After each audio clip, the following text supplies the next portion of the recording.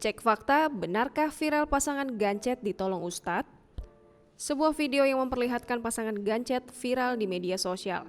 Belum diketahui di mana lokasi kejadian tersebut. Sebagai informasi, gancet adalah sebutan populer untuk penis captivus, kondisi saat organ intim pasangan yang sedang bercinta saling tersangkut. Secara teori, hal ini bisa terjadi bila sang wanita mengalami kekakuan otot vagina atau dalam dunia medis disebut vaginismus. Gancet saat melakukan hubungan intim seringkali orang kaitkan dengan kejadian mistis. Hal ini dikarenakan mitos yang beredar karena dialami oleh pasangan yang belum resmi. Namun ini merupakan informasi yang tidak benar dan tidak dapat diuji secara medis. Dalam istilah medis, peristiwa gancet ini dikenal sebagai penis captivus.